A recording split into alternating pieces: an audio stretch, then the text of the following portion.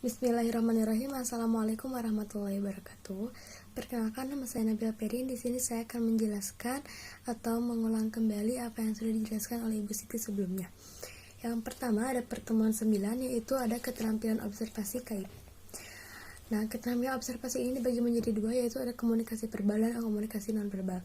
Komunikasi verbal yaitu lebih ke cara berbicara atau kosakata yang dijelaskan. Sedangkan nonverbal itu lebih ke mimik muka atau juga tambahan ekspresi setelah nonverbal. Yang selanjutnya yaitu ada pengamatan, penafsiran, dan interpretasi. Nah, pengamatan itu ada pengamatan objektif, yaitu lebih ke observasi tindakan yang akan dilakukan. Untuk penafsiran atau interpretasi, yaitu penafsiran itu lebih kepikirkan tindakan selanjutnya, dan sedangkan interpretasi yaitu lebih ke penanganan. Yang selanjutnya, kunci pokok dalam membina hubungan baik dengan klien yaitu ada SOLAR. SOLAR itu yaitu ada smile atau senyuman, ada open atau ekspresi muka, ada L lean towards client atau tubuh condong kepada klien, ada E itu eye contact atau kontak mata, dan yang selanjutnya ada relaxed atau yang bersifat santai. Yang selanjutnya yaitu teknik mendengar aktif, yaitu yang pertama mendengar aktif yaitu memberikan umpan balik atau isi ucapan dan perasaan yang sudah dijelaskan klien kepada kita dan kita membalasnya. Yang selanjutnya yaitu mendengar pasif atau kita tuh harus diam jika klien sudah menjelaskan apa yang dijelaskan oleh klien, dan memberi tanda atau perhatian verbal dan non-verbal atau juga umpan balik baik secara ucapan ataupun raut muka. Yang selanjutnya ada membuka pembicaraan. Kita itu harus membuka pembicaraan terlebih dahulu sebelum klien berbicara, karena klien itu kadang suka malu untuk mengungkapkan apa yang dia pendam. Yang selanjutnya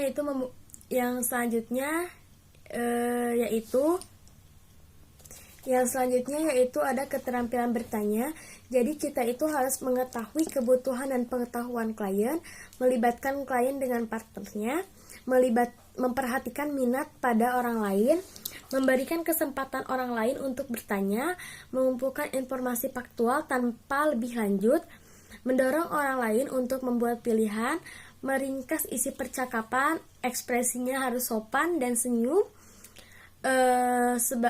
Kita itu harus sebagai awal pembicara dan membuat informasi lebih konkret. Nah, jenis-jenis pertanyaan itu ada pertanyaan tertutup, terbuka, mendalam, dan mengarah atau ke sugesti. Nah, untuk pertanyaan tertutup itu untuk menanyakan ibu itu mengerti atau tidak. Pertanyaan terbuka itu lebih ke kita itu menanyakan apa keluhan ibu dan menceritakan. Pertanyaan mendalam gimana, jadi menanyakan lagi gimana lagi, ada yang bisa saya bantu lagi atau tidak. Pertanyaan mengarah atau ke sugesti lebih ke contoh pemilihan KB seperti itu. Yang selanjutnya ada macam-macam klien dalam askon kebidanan. Yang pertama ada bayi, balita, remaja, pranikah atau calon ibu, bumil atau bu nipas, busui atau lebih ke aseptor KB, masa menopause atau klimakterium, wanita dengan gangguan kesehatan reproduksi. Ada komunikasi terapeutik, yaitu komunikasi yang sudah direncanakan atau secara sadar dan membuat komunikasi itu membuat klien menjadi sembuh. Nah, komunikasi terapeutik pada asuhan kebidanan pada bayi atau balita yaitu nangis biasa itu tidak nyaman atau pengen makan, nangis panjang atau keras itu sakit. Kata pertama usia 10-12 bulan yaitu timbul pengertian pasif dari bahasa. Nah, pada usia 12-18 bulan yaitu satu kata mengandung arti yang 15 bulan menggunakan 4 kata, yang 18 bulan menggunakan 10 kata, dan 2 tahun mulai menunjukkan kata-katanya. Pada remaja, yaitu ada perubahan emosi dan perilaku remaja, kehamilan remaja, narkotika, kenakalan remaja, hambatan dalam belajar. Jadi kita itu harus menjelaskannya. Nah, untuk calon ibu kita menjelaskan fisiologis menstruasi, perawatan sampai dengan menstruasi, persiapan perkawinan. Ibu hamil, perubahan psikologis, perubahan fisiologis, mereda masalah psikologis negatif bagi kehamilan. Ibu bersalin yaitu lebih ke kecemasan, komunikasi harus dilakukan dengan pendamping juga, memberikan dukungan teknik saat bersalin. Nah, untuk ibu nifas yaitu perubahan fisik dan psikologi sama pengembalian bentuk rahim, bagaimana merasa bangga dan bahagia. Ibu menyusui, fisiologisnya perubahan kelenjar susu atau hormon, psikologisnya kecemasan, ibu takut tidak bisa sanggup merawat bayi.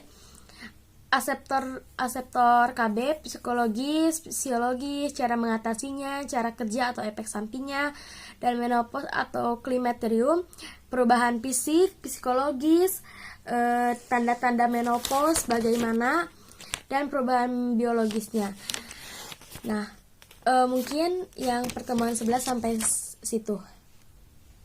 Yang selanjutnya yaitu materi ke-12, strategi membantu klien dalam pengambilan konselor. Pengambilan konselor itu adalah pencapaian tujuan dan menggunakan proses yang sistematis. Nah, ada 4 strategi, yaitu membantu klien meninjau kemungkinan pilihannya, membantu klien atau mempertimbangkan keputusan, yaitu yang positif dan kerugiannya atau negatifnya, membantu klien mengevaluasi pilihannya, membantu klien menyusun rencana kerja atau menyelesaikan masalahnya. Contohnya tentang KB, kita itu memberikan arahan bagaimana dan klien yang memutuskannya, dan kita menjelaskan efek sampingnya seperti itu, dan kembali lagi kepada pasien apakah ingin memilih atau tidaknya. Nah, di situ juga ada lingkungan eksternal, ada dukungan lingkungan eksternal dan internal. Yaitu kalau eksternal itu lebih ke budaya, ekonomi, politik, dan alam. Jadi kadang ada adat-adat di tiap daerah. Internal itu lebih ke mutu rendah, kekurangannya promosi, pelayanan konsumen tidak memuaskan, dan stres. Nah, untuk langkah-langkahnya itu identifikasi kondisi yang dihadapi oleh klien, susun daftar kehendak atau pilihan keputusan, buatlah daftar keuntungan dan kerugiannya. Terus tipe-tipe pengambilan keputusan, yaitu ada pengambilan keputusan karena ketidaksanggupan, ada yang segera atau harus diputuskan, terpaksa segera dilaksanakan, tangguh dan dialihkan, atau berhari-hari. Jadi seperti rujukan seperti itu. Yang selanjutnya ada proses dan praktik konseling. Untuk pengertian KIP-nya yaitu ada komunikasi interpersonal, konseling kebidanan, konselor, dan konseli. Untuk komunikasi interpersonal yaitu interaksi adanya 2 orang atau lebih. Konseling bidan yaitu pertolongan dalam bentuk wawancara. Yang ketiga yaitu ada konselor, yaitu orang yang memberi nasihat, dan konseli itu adalah orang yang dinasehati atau yang menerima nasihatnya. Hal-hal yang harus diperhatikan bidan untuk sebagai konselor yaitu memberikan kesiapan konselingnya, memperoleh informasi, dan evaluasi psikodiagnostiknya. Untuk membentuk kesiapannya itu faktor yang harus disiapkan, yaitu contohnya apa yang harus dinasehatinya, bagaimana kita menghadapi respon klien yang kurang enak, dan juga kita itu harus menyiapkan klien tentunya. Langkah-langkah konseling yaitu pendahuluan, bagian inti atau pokoknya, langsung ke bagian akhirnya. Dan tujuannya yaitu meningkatkan kemampuan klien, memberi pengalaman klien untuk menghadapi masalah dan adanya kemandirian untuk dalam pemecahan masalah. Sekian dari saya. Wassalamualaikum warahmatullahi wabarakatuh.